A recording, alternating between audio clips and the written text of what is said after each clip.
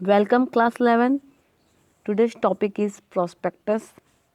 In our previous video, we had completed memorandum of association and articles of association. In memorandum, we had completed the clauses of the memorandum, and the articles we had completed the different contents of the articles. Okay. Now हमने पढ़ा था कि memorandum क्या होता है. हमने ये पढ़ा था कि मेमोरेंडम एक प्राइमरी या इम्पॉर्टेंट डॉक्यूमेंट है. अगर हम देखें with the AIIMS and objective side, memorandum क्या है, ऑब्जेक्टिव्स और एम की साइड से अगर देखें तो ये कंपनी के लिए बहुत ही इम्पॉर्टेंट डॉक्यूमेंट था. ओके. और आर्टिकल्स में हमने पढ़ा it contain the rules and regulation for the internal management affairs of the company. Company के जो इंटरनल मैनेजमेंट थे उसके लिए ये क्या कंटेन करता था, रूल्स और रेगुलेशन करता था. It defined the powers of the officers, managers and director of the company.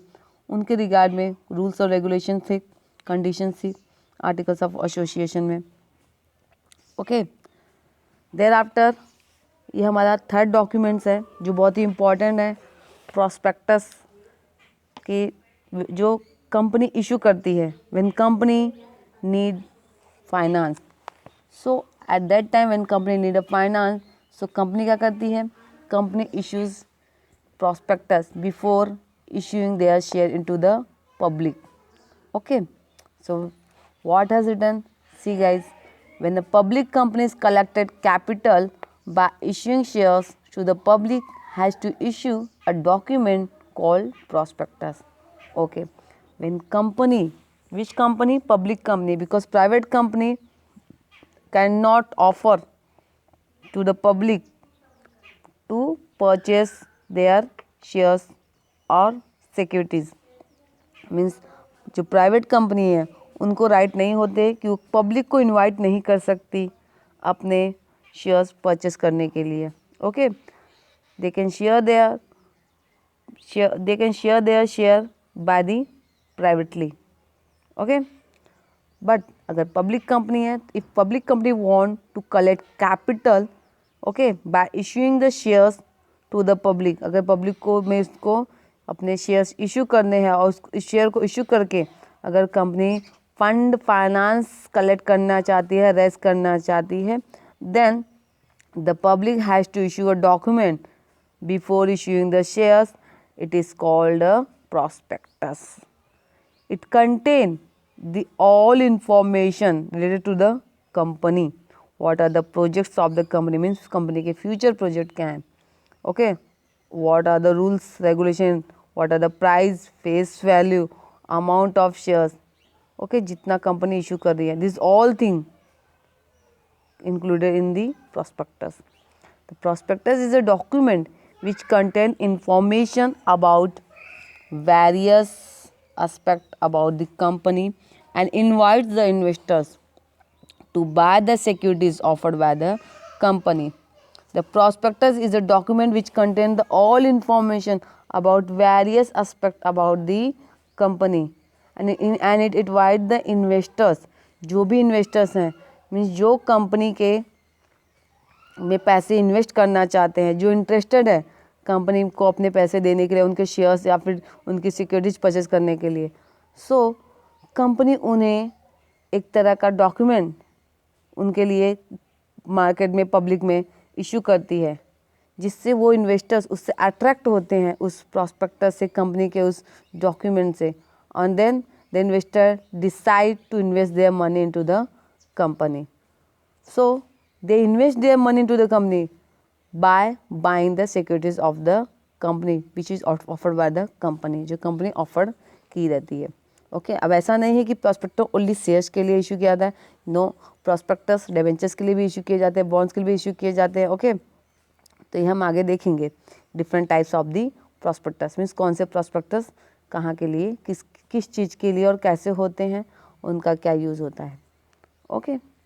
Now section 270 of the Companies Act 2013 defines prospectus as any document described or issued as a prospectus and include article 32A red herring prospectus or self prospectus or any notice, circular, advertisement or other documents inviting offers from the public for the subscription or purchase of any securities of a body corporate.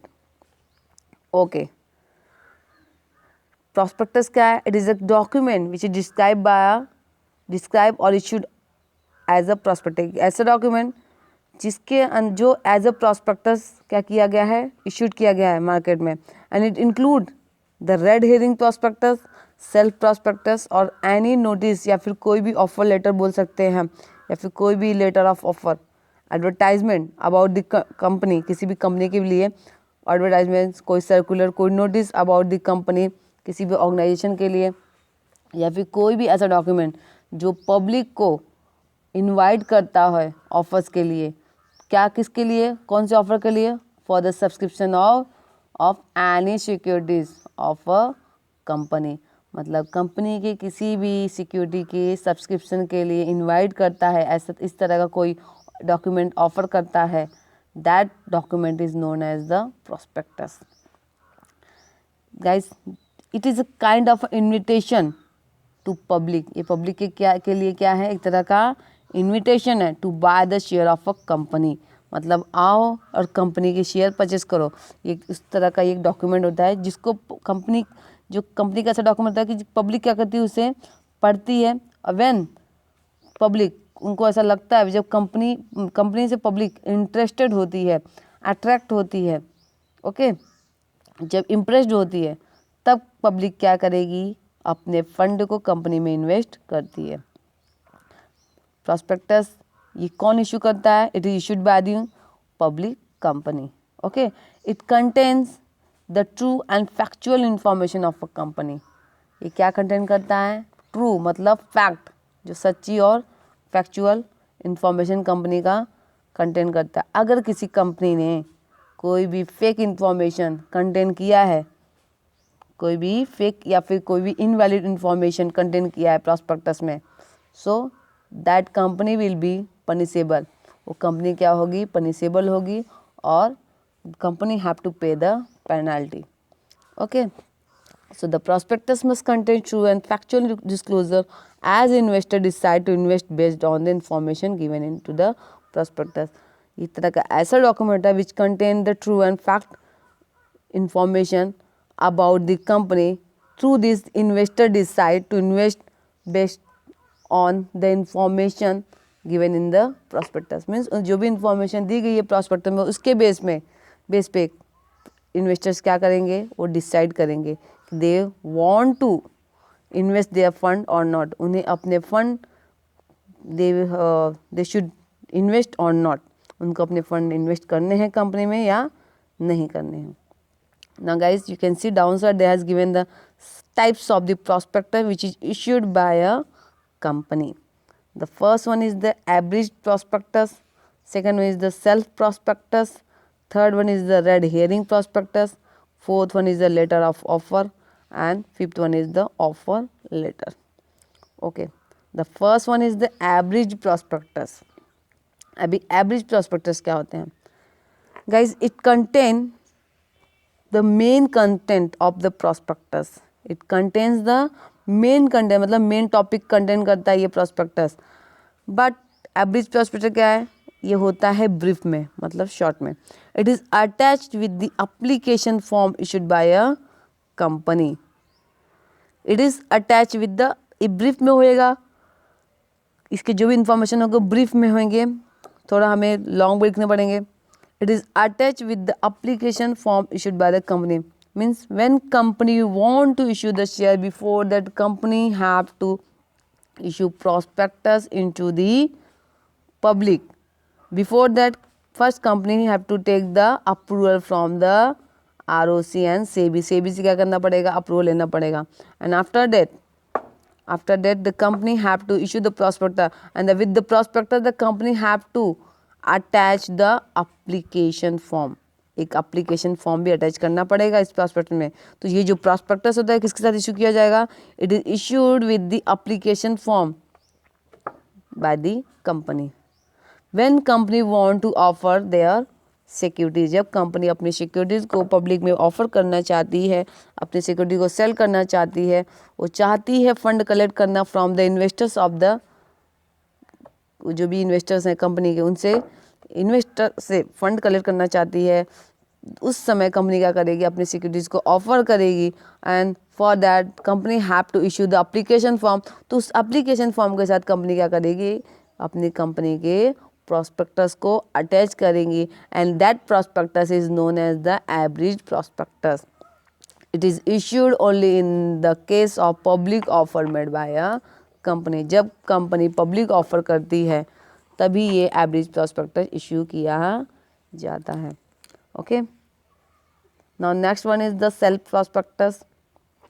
A public company may raise fund from the public by securities as and when it need more funds.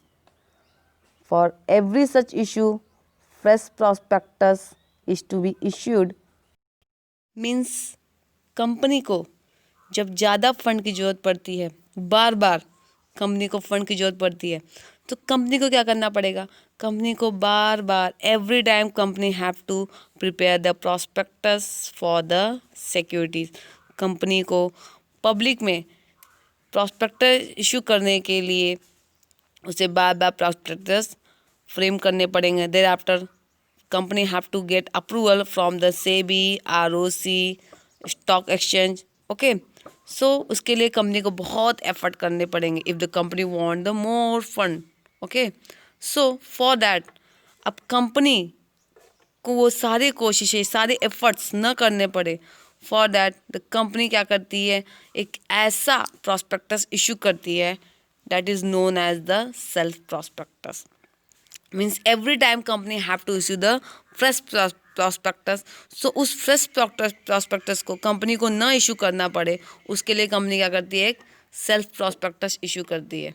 Okay, a public company में raise fund from the public by issuing securities as and when it need more fund. For every such issue, fresh prospectus is to be issued. When company want more fund, okay, from the public, so at that time when company have to issue the securities, so company need more fund. So for every such issue, ऐसे सारे issues के लिए जब company इतने issues करती है, इतने security issue करती है मार्केट में, ओके, तो उसके लिए कंपनी को क्या करना पड़ेगा, फ्रेश प्रॉस्पेक्टस इशूड करना पड़ेगा। सो ये जो फ्रेश प्रॉस्पेक्टस, बार बार जो प्रॉस्पेक्टस प्रिपेयर करना, देन अप्रूवल लेना, ये बहुत ही टाइम कंज्यूमिंग प्रोसेस है।